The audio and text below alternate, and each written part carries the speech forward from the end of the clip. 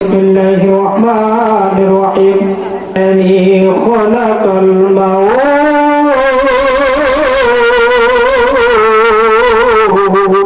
الله أكبر আল্লাহ রাব্বুল আলামিন বলেন আমি মরণ সৃষ্টি করেছি মরণ আল্লাহু আকবার কি সৃষ্টি করেছেন মরণ সৃষ্টি করলেন এই মরণকে আল্লাহ রাব্বুল আলামিন এই মরণকে 100টি আবরণ দিয়ে ঢেকে রাখলেন সুবহানাল্লাহ বলে 100টি আবরণ দিয়ে ঢেকে রাখার পরে মরণকে আল্লাহ রাব্বুল আলামিন ফেরেশতাদের সামনে যখন মরণের আসল রূপ আল্লাহ রাব্বুল আলামিন দেখাইবেন এই মরণের আসল রূপ দেখানোর জন্য সমস্ত ফেরেশতাদেরকে রব্বে কারীম কাতার করে দাঁড় করাইয়া দিলেন একবার জোরে জোরে বলা যাবে কি আল্লাহু আকবার সমস্ত ফেরেশতাদেরকে আল্লাহ রাব্বুল আলামিন কাতার করে দাঁড় করিয়ে দিলেন বললেন দাঁড়াও আজকে আমি তোমাদেরকে এমন একটা আশ্চর্যজনক বস্তু দেখাইবো যা যখন তোমরা কখনো দেখো নাই সুবহানাল্লাহ আল্লাহ রাব্বুল আলামিন বলেন আমি মরণ সৃষ্টি করেছি মরণ এই মরণের আসল রূপ দেখানোর জন্য আল্লাহ রাব্বুল আলামিন সমস্ত ফেরেশতাদেরকে কাতার করে দাঁড় করিয়ে দিলেন মালাকুল মউত আজরাইল আলাইহিস সালাতু ওয়াস সালামের উপর কখনো বাজার মরণের দায়িত্ব আল্লাহ রাব্বুল আলামিন অর্পণ করেন নাই আজরাইল আলাইহিস সালাতু ওয়াস সালামকে ওই ফেরেশতাদের সাথে কাতার করে দাঁড় করিয়ে দিলে আর বললেন দাঁড়াও আজকে আমি তোমাদেরকে এমন একটা আশ্চর্যজনক বস্তু দেখাইবো রব্বে কারীম এই মরণকে 100টি আবরণ দিয়ে ডেকে নিয়ে আসলেন জোরে জোরে কই সুবহানাল্লাহ জন্য মরণের একটা রূপ আছে না নাই জোরে বলেন আছে না নাই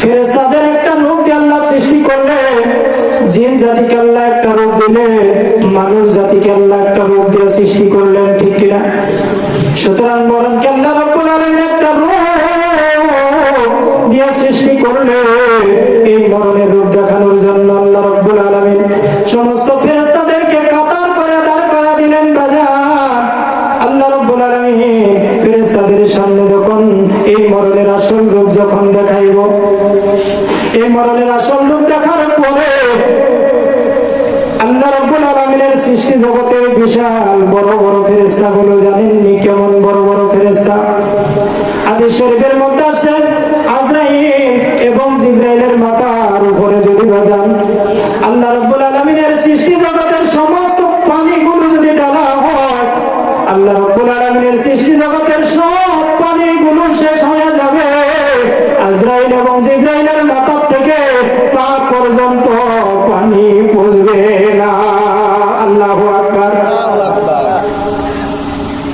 যে আল্লাহ রাব্বুল আলামিন এত বিশাল বিশাল ফেরেশতা বানাইলেন এই আল্লাহ কত বড় ঠিক কিনা আপনি যদি আল্লাহকে সেজদা না দেন আমার আল্লাহর কিচ্ছু যায় আসে না ঠিক কিনা আপনি যদি আল্লাহর ইবাদত করেন আপনি যদি আল্লাহর হুকুম মানেন তাহলে বেঁচে গেলেন বাজার আর যদি আপনি আল্লাহর ইবাদত না করে তাহলে আমার আপনার জন্য কঠিন ভয়াবহ অবস্থা মরণে ঠিক না ঠিক কঠিন অবস্থা হবে কবরে কঠিন অবস্থা হবে হাসরে ঠিক না বাজান গো মা বোনেরা বলতেছিলাম এই মরণের আসল রূপ যখন রব্বে কারীম সমস্ত ফেরেশতাদের সামনে যখন মরণের আসল রূপ আল্লাহ রাব্বুল আলামিন উন্মোচিত করে দিলেন খুলে দিলেন এই মরণের আসল রূপ দেখার পরে বিশাল বিশাল ফেরেশতাগুলো এই মরণের আসল রূপ দেখার পরে মরণের কেমন ভয়াবহ রূপ মরণের কেমন তর্জন এবং গর্জন কেমন তার চাহনি এই মরণ যখন ফেরেশতাদের মাথার উপর দিয়ে চক্কর মারা শুরু করে দিল এই ফেরেশতা মরণের আসল রূপ দেখার পরে কিতাব সাক্ষ্য দেয় সমস্ত ফেরেশতাগুলো অজ্ঞান হয়ে পড়ে গেল এই মরণের আসল রূপ দেখার পরে সমস্ত ফেরেশতারা অজ্ঞান হয়ে পড়ে গেল আল্লাহ রাব্বুল আলামিন বলেন কুল্লু নাফসিন যায়িকাতুল মাউত আল্লাহু আকবার। প্রত্যেকটা প্রাণীরই মরণের স্বাদ গ্রহণ করতে হবে, হবে কি হবে না? প্রত্যেকটা প্রাণীর মরণের স্বাদ গ্রহণ করতে হবে। আপনার বাড়ির বিড়াল মরণের স্বাদ গ্রহণ করতে হবে, ঠিক না? আপনার বাড়ির কুকুর মরণের স্বাদ গ্রহণ করতে হবে। আপনার দাদা ছিল, আপনার বাবা ছিল, তাদের মরণের স্বাদ গ্রহণ করতে হয়েছে কি হয় নাই? জোরে বলেন, হয়েছে কি হয় না? দাদা গেল, বাবা গেল চলিয়া, বলেন দাদা গেল, বাবা গেল চলে, কোন আশাতে রইলা রে বসিয়া, কোন আশাতে রইলা রে বসিয়া, সময় নাই গো, সময় নাই গো, সময় নাই, আরে রাইলা সেরে কখন জানা নাই, ঠিক না? আজরাইল কখন আসবে কেউ বাজান বলতে পারে না, ঠিক না? বলতেছিলাম তাহলে প্রত্যেকটা প্রাণীর মরণের যন্ত্রণা ভোগ করতে হবে কি হবে না? আল্লাহ রাসূল বলেন মরণের এমন যন্ত্রণা, মরণের এমন কষ্ট হবে ও দুনিয়ার মানুষ। আল্লাহ রাসূল বলেন হাদিস শরীফের মধ্যে আসছে বাজান, একটা জীবিত উট তার গায়ের থেকে যদি চামড়া খসানো হয়, একটা জীবিত উট তার গায়ের থেকে যদি চামড়া খসানো হয়, এই উটের যন্ত্রণা হবে কি হবে না? জোরে বলেন হবে কিনা? আল্লাহ রাসূল বলেন একটা জীবিত উট একবার তার গায়ের থেকে চামড়া খসানো হবে, আবার জীবিত উটটাকে জীবিত করা হবে, আবার তার গায়ের থেকে চামড়া খসানো হবে, এরকম ভাবে একবার না দুইবার না, হাদিস শরীফের মধ্যে আসছে 70 বার একটা উটের থেকে যদি চামড়া খসানো হয় কেমন যন্ত্রণা হবে রে বাজার? আল্লাহ রাসূল বলেন তার চাইতে কোটি কোটি যন্ত্রণা হবে একটা মানুষের মরণে, আছে কোটি কোটি যন্ত্রণা হবে একটা মানুষের মরণে। বাজান গো, মরণ এমন একটা যন্ত্রণা হবে মরণের সময়। এই কারণে বাজার মরণের সময় অনেকে দেখবেন জিহ্বা বের হয়ে যায়, ঠিক কিনা? পায়খানা রাস্তা দিয়ে পায়খানা বের হয়ে যায়, প্রস্রাব বের হয়ে যায়। মরণের যন্ত্রণা মানুষ সহ্য করতে পারে না, ঠিক কিনা? যখন বেঈমানের রূহ নেওয়ার জন্য আজরাইল আলাইহিস সালাম আসে, আজরাইল বেঈমানের রূহ নেওয়ার জন্য যখন আসে, এই রূহটা তার দেহের মধ্যে দৌড়াদৌড়ি ছোটাছুটি করতে থাকে রে ভাইয়া। রূহটা একবার পায়ের কাছে যায়, রূহ একবার হাতের কাছে যায়, রূহ একবার মাথার কাছে যায়, এরকম ভাবে রূহ যখন দৌড়াদৌড়ি ছোটাছুটি করতে থাকে, আমার আল্লাহ রাব্বুল আলামিন পবিত্র কোরআনুল কারীমের মধ্যে ঘোষণা করে বিসমিল্লাহির রহমানির রহিম, কুল ইন্নাল মাউতাল্লাযীনা তাফিরুন, আল্লাহু আকবার, তাফিরুনা মিনহু ফাইন্নাহু মুলাকীকুম, আল্লাহু আকবার। আল্লাহ রাব্বুল আলামিন বলেন নবী গো জগৎবাসীদেরকে জানিয়ে দেন, জগৎবাসীদেরকে আপনার উম্মতদেরকে জানিয়ে দেন মরণের সময় আজরাইল যখন আসে, সে যত জায়গায় পলাক না কেন, সে যদি একবার গভীর সমুদ্রে পলায় না কেন, সাতবার আসমান জমিনের উপরে যদি সে পলায় না কেন, কোথাও সে থাকতে পারবে না, মরণ তার সাথে মোলাকাত করবে, ঠিক কিনা? মরণ থেকে কেউ পলায়ন করতে পারবে না, ঠিক কিনা? এই মরণ থেকে বাজান কেউ পলায়ন করতে পারবে না বাজান। আবার আপনার একদিন মরণের স্বাদ গ্রহণ করতে হবে। বলতেছিলাম বাজান গো, আর ইমানদারের রূহ নেওয়ার জন্য যখন আজরাইল আলাইহিস সালাম আসে, ইমানদারের রূহ নেওয়ার জন্য যখন আসে, আল্লাহ রাসূল বলেন আল্লাহর প্রিয় বান্দার রূহ নেওয়ার জন্য যখন আজরাইল আসে, আজরাইল আলাইহিস সালাম আল্লাহর প্রিয় বান্দা, প্রেমিক বান্দা জিনেরা আছে, এই বান্দাদেরকে আজরাইল সালাম দেয়। জোরে জোরে বলা যাবে কি সুবহানাল্লাহ। আজরাইল আলাইহিস সালাম আয়েশা আল্লাহর বান্দাদের সালাম দেয়, সুবহানাল্লাহ কই। সেই প্রিয় বান্দা হতে চাই কি চাই না? জোরে বলেন চাই কি না? তাহলে আল্লাহর হুকুম, আল্লাহর বিধান মানা দরকার আছে না নাই? হ্যাঁ বাজান গো মা বোনেরা, গভীর মনোযোগের সাথে অনুরোধ করতেছি। বলতেছিলাম আল্লাহর প্রিয় বান্দার কাছে যখন আজরাইল চলে আসে, আজরাইল আলাইহিস সালাম আসার পরে ডাকতে বলে আব্দুর রহমান, ও আব্দুর রহমান, আল্লাহর হুকুম হয়েছে তোমার জান নেওয়ার জন্য। আল্লাহু আকবার। আজরাইল আলাইহিস সালাম বলে, ও আব্দুর রহমান, আমি তোমার জান কেমনে করে তোমার রূহ বের করব? আজরাইল আলাইহিস সালাম চলে যায় হাতের কাছে। আল্লাহু আকবার। আল্লাহর প্রেমিক বান্দা, ইমানদার বান্দা বলে, ও আজরাইল, তুমি আমার হাত দ্বারা রূহ বের করতে পারবা না। আল্লাহু আকবার। আজরাইল বলে, কেন তোমার হাত দ্বারা আমি রূহ বের করতে পারবো না? এবার আল্লাহর বান্দা ডাকতে বলে, আজরাইল, এই হাত দ্বারা কখনো আমি অন্যায় কাজ করি নাই, এই হাত দ্বারা কখনো আমি জোর প্যান্ডেলে টাকা দেই নাই, এই হাত দ্বারা আমি কখনো অন্যের জমি, অন্যের হাল কাটি নাই, অন্যের হক নষ্ট করি নাই, এই হাত দ্বারা মসজিদের মধ্যে আমি খেজমত করেছি, এই হাত দ্বারা কবরস্থানে দান করছি, এই হাত দ্বারা মসজিদের মধ্যে দান করছি, এই হাত দ্বারা সবসময় আমি ভালো কাজ করছি। আমার হাত দ্বারা তুমি রূহ বের করতে পারবা না। আল্লাহু আকবার।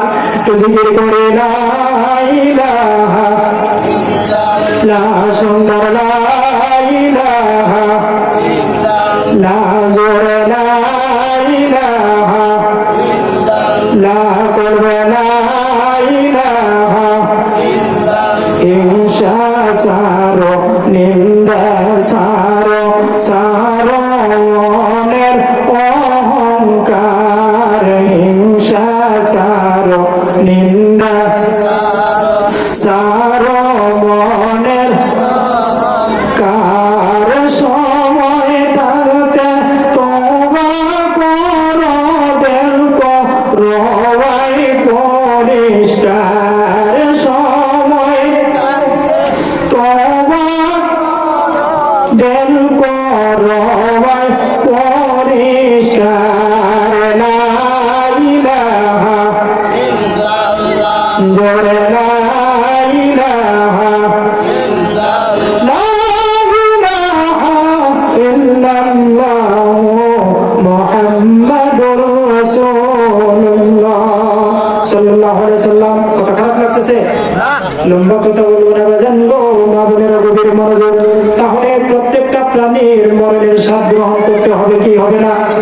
আল্লাহ বলেন কুল্লু নাফসিন যায়িকাতুল মাউত, প্রত্যেকটা প্রাণীর মরণের স্বাদ গ্রহণ করতে হবে, ঠিক কিনা? বলতেছিলাম ইমানদারের রূহ নেয়ার জন্য আজরাইল বলে। এবার আল্লাহর বান্দা ডাকতে বলে, আব্দুর রহমান ডাকতে বলে, না না, তুমি আমার হাত দ্বারা রূহ বের করতে পারবে না। আমার হাত দ্বারা আমি সব সময় ভালো কাজ করতাম। জোরে জোরে কই সুবহানাল্লাহ। আজরাইল আলাইহিস সালাম চলে যাবে পায়ের কাছে। পায়ের কাছে যাওয়ার পরে ডাকতে বলবে, আব্দুর রহমান, আমি তোমার পা দিয়া রূহ বের করতে চাই। আব্দুর রহমান ডাকতে বলবে, না না, তুমি আমার পা দিয়া রূহ বের করতে পারবা না। বলে, কেন? তুমি আমি তোমার পা দিয়া কেন রূহ বের করতে পারবো না? আব্দুর রহমান ডাকতে বলে, ও আজরাইল, এই পা দ্বারা আমি কখনো খারাপ দিকে আমি যাই নাই, কখনো গানের প্যান্ডেলে হাইটা হাইটা যাই নাই, কখনো আমি খারাপ আড্ডার মধ্যে পা দ্বারা হাইটা যাই নাই। মুয়াজ্জিন যখন মসজিদের মধ্যে আযান দিছে, মসজিদের মধ্যে আযান দিছে, এই পা দ্বারা হাইটা হাইটা আমি মসজিদে আল্লাহর কুদরতি কদমে সিজদা দেওয়ার জন্য গেছি। একবার জোরে জোরে বলা যাবে কি আল্লাহু আকবার। ও আজরাইল, তুমি আমার পা দ্বারা রূহ বের করতে পারবে না রে আজরাইল। এবার আজরাইল চলে যাবে মুখের কাছে। মুখের কাছে যাওয়ার পরে ডাকতে বলবে, আব্দুর রহমান, আমি তোমার মুখ দ্বারা, জবান দ্বারা তোমার রূহ বের করতে চাই। ওই মুখ আব্দুর রহমান ডাকতে বলবো, ও আজরাইল, তুমি আমার মুখ দ্বারা তুমি আমার রূহ বের করতে পারবে না। এই মুখ দ্বারা আমি কখনো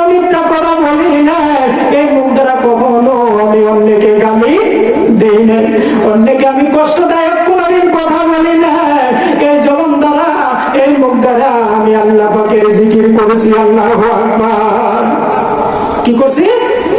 আল্লাহ পাকের জিকির করছে আর ভালো কাজের দিকে আমি মানুষকে আহ্বান করছি। জোরে জোরে কই সুবহানাল্লাহ। এই জবান মুখ দ্বারা তুমি আমার রূহ বের করতে পারবে না। এবার আজরাইল আলাইহিস সালাম চলে যাবে চোখের কাছে। চোখের কাছে যাওয়ার পরে আজরাইল ডাকতে বলবে, তাহলে আমি তোমার চোখ দ্বারা রূহ বের করবো।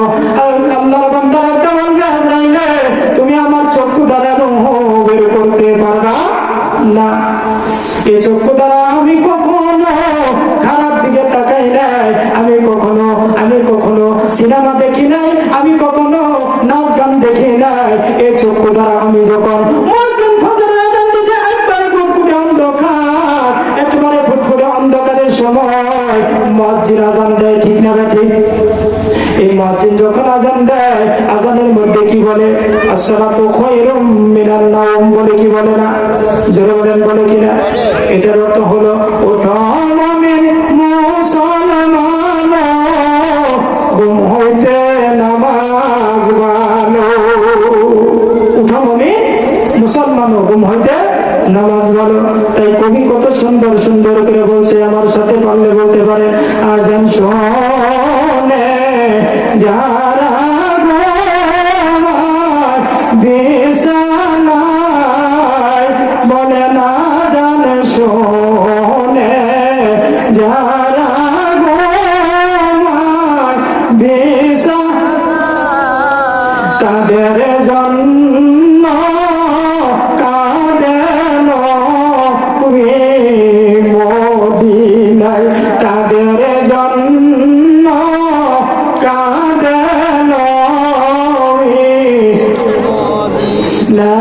আযান শোনে যারা বিছানায়, তাদের জন্য কাঁদেন মদিনায়, তাদের জন্য কাঁদেন মদিনায়। ওই নবীর জন্য মায়া তোমার লাগে না, ওই নবীর জন্য মায়া তোমার লাগে কেন ভাই নামাজ তোরা পড়ো না, কেন ভাই নামাজ তোরা পড়ো না। আল্লাহু আকবার বলে। তাহলে নামাজ পড়া দরকার আছে না নাই বলেন? আব্দুর রহমান ডাক্তার বলবে, আজরাইল তুমি আমার চক্ষু দিয়া রূহ বের করতে পারবা না। আমি এই চক্ষু দ্বারা তাকাইয়া তাকাইয়া গুটগুটে অন্ধকারের মধ্যে আমি রাস্তা দেখিয়া দেখিয়া, মুয়াজ্জিন যখন মসজিদে আযান দিত, অন্ধকারের সময় আমি রাস্তা দেখা যায় না, তারপরে আমি চক্ষু দ্বারা দেখিয়া দেখিয়া মসজিদে যাইতাম। আল্লাহু আকবার। এই চক্ষু দ্বারা আমি আল্লাহর কোরআন তেলাওয়াত করতাম দেখা দেখা। এই চক্ষু দ্বারা আমি আমার মায়ের চেহারার দিকে তাকাইয়া থাকতাম। আল্লাহু আকবার। এই চক্ষু দ্বারা আমি আমার বাবার চেহারার দিকে তাকাইয়া থাকতাম, যে মায়ের মুখের চেহারার দিকে রহমতের নজরে সন্তান যখন তাকায় একটা করে কোমল মাঝের সোয়াব হইয়া যায়, ঠিক না? একটা করে কোমল মাঝের সব হয়ে যায়। এই জনম দুঃখিনী মা বাবা অনেকের নাই, ঠিক কিনা? কার কার মা বাবা নাই একটু হাত তুলে দেখেন বাবা। আহারে মা বাবা যার নাই সেই বুঝে মা বাবার বেদনা, ঠিক কিনা? সে জানে মা বাবার বেদনা। মা যার নাই, বাবা যার নাই, আরে মা বাবা কত কষ্ট করে আমাকে আপনাকে লালন পালন করছে, ঠিক কিনা? তাই কবি কত সুন্দর সুন্দর করে বলছে, কত ভালো বাস্তব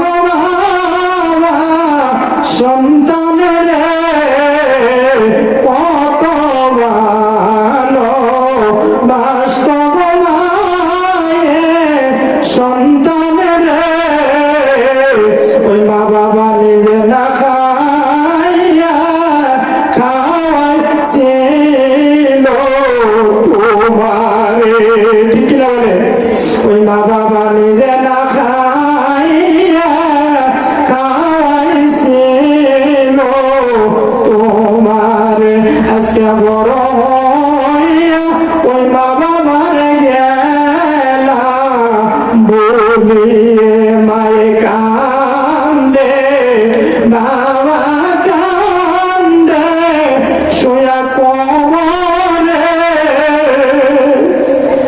ওই মায়ে কান্দে বাবাই কান্দে সোয়া কোমরে আরে দরদের সন্তানরা করলাম না তোমরা নামাজ রোজা পড়িয়ে আরে দরদের সন্তানরা করলাম না তোমরা দান দক্ষিণা করিয়ে শিশুকালে পাচ্ছিলাম সন্তান রে তোরে বুকের দুধ খাওয়াইয়া আজকে মা বাবারে কবরে রাইকা তোরা কেমনে গেলি বলিয়া আজকে মা বাবারে কবরে রাইকা তোরা কেমনে গেলি বলিয়া ঠিক কিনা বলে বাজান গুমাগুনের গভীর মনোযোগের সাথে অনুরোধ করতেছি ওই বাবা অনেকের কবরে জগতে শুয়ে রয়েছে ঠিক কিনা মা বাবা কবরে শুয়ে সে কান্দে আজকে যদি সন্তানগুলো যদি যারা ওই জান্নাতুল মাওয়া সামাজিক কবরস্থানের মধ্যে তারা কি করতো তারা যদি আমাদের নামে কিছু দান খয়রাত কইরা যদি আল্লাহর কাছে দোয়া করতো এই দান খয়রাতের উসিলা করিয়া আল্লাহ আমাদের জীবনের গুনাহ খাতা মাফ করে দিত জোরে জোরে কই সুবহানাল্লাহ ছেড়ে দিব না একটু মহব্বতে জিকির করে লা ইলাহা ইল্লাল্লাহ সুন্দর লা ইলাহা ইল্লাল্লাহ জোরে লা ইলাহা ইল্লাল্লাহ আমি পেশের দিকে চাইয়া দেখি বেলা গেল ডুবিয়া পেশের দিকে চাইয়া বেলা গেল আওয়াজ